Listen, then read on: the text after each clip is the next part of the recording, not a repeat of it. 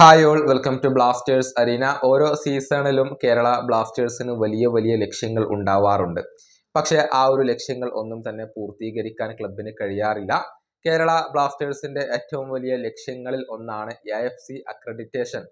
അതായത് AFCയുടെ ഒരു അംഗീകാരം കേരള ബ്ലാസ്റ്റേഴ്സിന് ഇതുവരെ ലഭിച്ചിട്ടില്ല. കഴിഞ്ഞ ഫാൻ അഡ്വൈസറി ബോർഡിന്റെ യോഗത്തിൽ ഇതേക്കുറിച്ച് ചോദിക്കുകയും ചെയ്തിരുന്നു. അതിനുള്ള മറുപടി ചീഫ് എക്സിക്യൂട്ടീവ് ഓഫീസറായ അഭിക് ചാറ്റർജി നൽകിയിട്ടുണ്ട്. അതിപ്പോഴാണ് കേരള ബ്ലാസ്റ്റേഴ്സ് പുറത്തുവിടുന്നത്. ഏതായാലും എന്തുകൊണ്ടാണ് കേരള ബ്ലാസ്റ്റേഴ്സിന് ഇപ്പോഴും AFCയുടെ അക്രഡിറ്റേഷൻ ഇല്ലാത്തത് എന്ന ചോദ്യത്തിന് ചീഫ് എക്സിക്യൂട്ടീവ് ഓഫീസറായ അഭിക്കിന്റെ മറുപടി ഇങ്ങനെയാണ്: നമുക്ക് ഇത് ലഭിക്കാത്തതിന്റെ കാരണം പ്രധാനമായും അടിസ്ഥാന സൗകര്യങ്ങളുടെ അഭാവമാണ്. മറ്റു പല ഘടകങ്ങളും ഇതിലുണ്ട്. നമ്മുടെ സ്റ്റേഡിയം ഒരു പ്രധാനപ്പെട്ട ഘടകമാണ്. ഫിഫയുടെ അണ്ടർ-17 വേൾഡ് കപ്പ് സമയത്ത് ഒരുപാട് ചാലഞ്ചുകൾ സ്റ്റേഡിയത്തിന് നേരിടേണ്ടി വന്നു. AFC ആവശ്യപ്പെടുന്ന യോഗ്യതകൾ നേടാൻ നമ്മുടെ സ്റ്റേഡിയത്തിന് കഴിഞ്ഞിട്ടില്ല. കോവിഡിന്റെ സമയത്ത് ചില ഇളവുകളൊക്കെ ഉണ്ടായിരുന്നു.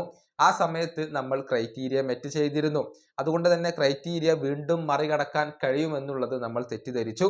പക്ഷേ കോവിഡിന് ശേഷം AFC നിയമങ്ങൾ ശക്തമാക്കി. ഇതോടെയാണ് അക്രഡിറ്റേഷൻ നമുക്ക് ലഭിക്കാതെ പോയത്. ഇതാണ് കേരള ബ്ലാസ്റ്റേഴ്സിന്റെ CEO നൽകുന്ന ഒരു വിശദീകരണം. അതായത് അടിസ്ഥാന സൗകര്യങ്ങളുടെ അഭാവമാണ് കേരള ബ്ലാസ്റ്റേഴ്സിനെ പിന്നോട്ട് വലിപ്പിക്കുന്നത് എന്നുള്ള ഒരു വിശദീകരണമാണ് അദ്ദേഹം നൽകുന്നത്. ഏതായാലും പുതിയ ട്രെയിനിങ് ഗ്രൗണ്ട് കേരള ബ്ലാസ്റ്റേഴ്സ് ഇപ്പോൾ നിർമ്മിച്ചു കൊണ്ടിരിക്കുകയാണ്. പുതിയ ഗ്രൗണ്ട് നിർമ്മിക്കും എന്നുള്ള വാഗ്ദാനങ്ങൾ വർഷങ്ങൾക്ക് മുൻപ് കേരള ബ്ലാസ്റ്റേഴ്സിന്റെ ഉടമസ്ഥരൊക്കെ നൽകിയിരുന്നു. പക്ഷെ അക്കാര്യത്തിൽ യാതൊരുവിധ പുരോഗതിയും ഉണ്ടായിട്ടില്ല. അതുകൊണ്ട് തന്നെ ഇനിയും കൊച്ചി കലൂർ സ്റ്റേഡിയത്തെ ആശ്രയിച്ചുകൊണ്ട് തന്നെയായിരിക്കും കേരള ബ്ലാസ്റ്റേഴ്സ് മുന്നോട്ട് പോവുക.